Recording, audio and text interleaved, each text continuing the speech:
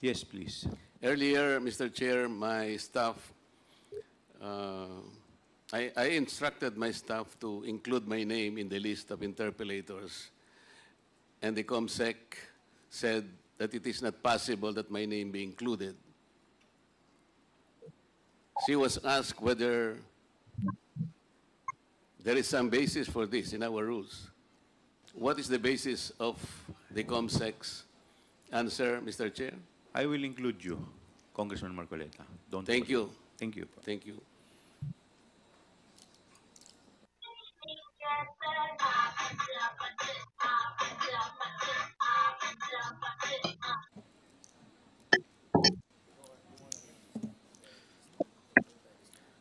Magandang umaga po sa lahat. Before we continue with our inquiry, nais ko po balikan ng kaunti ang mga pangyayari mula sa ating huling pagrinig dito noong nakaraang araw. Maalala po natin na sa ating nakaraang hearing, nagkaroon po ng resolusyon ng ating committee na patawan ng contempt si Attorney Zulaika T. Lopez, Chief of Staff of the Office of the Vice President, on the ground po that she has unduly interfered with the conduct of these proceedings.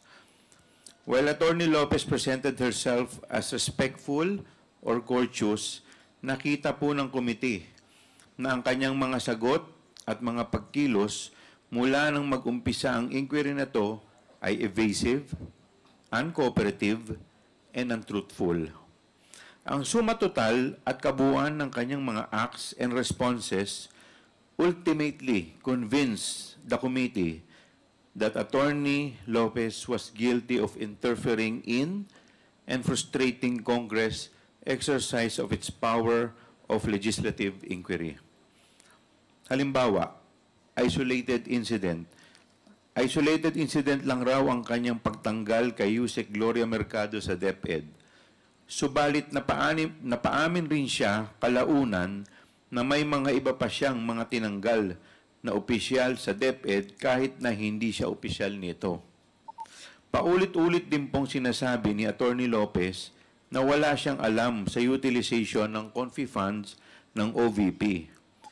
Paulit-ulit ito na sagot, subalit may mga dokumento at ebidensya kagaya na lamang ng mga sulat sa COA at testimonya mismo ng iba pa nating resource persons na nagtuturo kay Attorney Lopez bilang involved hindi lang sa pag-request ng confidential funds kundi pati na rin sa utilization at liquidation nito. Inamin ni Attorney Lopez na sila ng kanyang assistant COS na si Limuel Ortoño ang nakalagda sa sulat ng COA patungkol sa liquidation ng confidential funds. Inamin niya rin na nag-issue siya ng isa pang sulat na tinatangkang pigilin ang COA sa pag-comply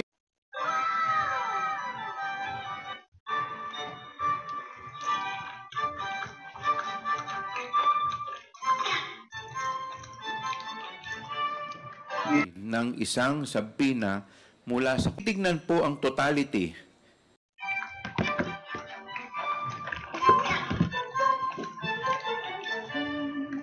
of Attorney Lopez Acts. Malinaw na mayroong clear, persistent, big, bad, bliss, and willful attempt to interfere, frustrate, What's as difficult for you to pronounce?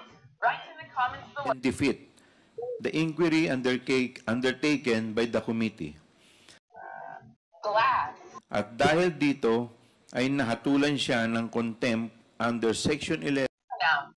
Write in the comments below. 11F of our Rules of Procedure governing inquiries in aid of legislation.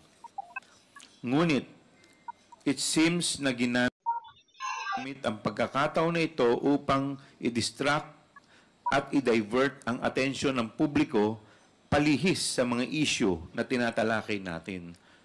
Mula Miyerkules hanggang Linggo, wala po tayong narinig na kahit na ano pang pagtugon sa mga findings noong nakaraang Ulam pa eh.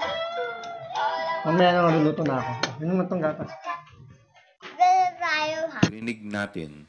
Sadya pong pilit na tinatabunan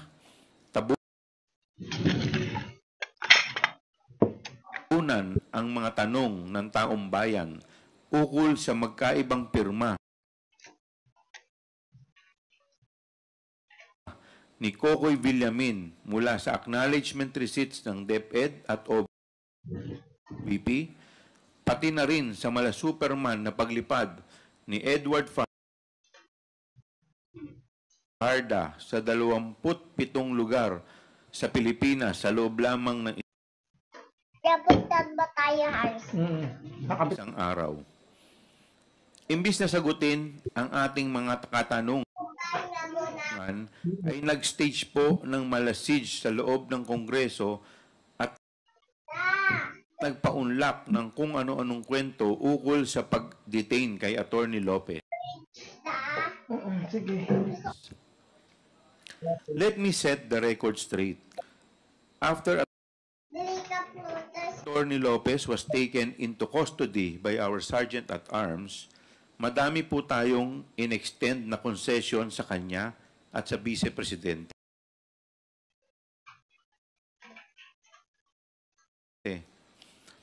Humingi sila ng extension sa visiting hours kay Atty. Lopez. Pinagbigyan po natin. Kahit lagpas alas 7 ng gabi, dumating ang Vice Presidente noong Huwebes. Hinayaan po natin bumisita kahit hindi na visiting hours.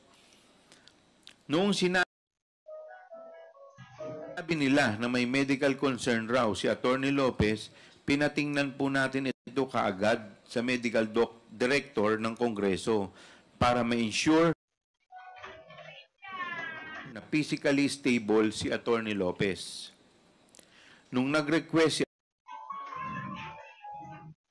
Atty. Lopez na payagan siyang umattend sa kanyang physical therapy session para sa frozen shoulder, pumayag po tayo. Sabi natin, bigyan niya lang tayo ng schedule nito at sasamahan siya ng security personnel under kay Sergeant at Arms.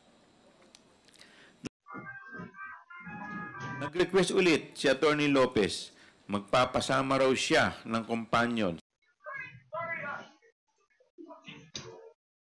sa kanyang silid. Ang sagot po natin,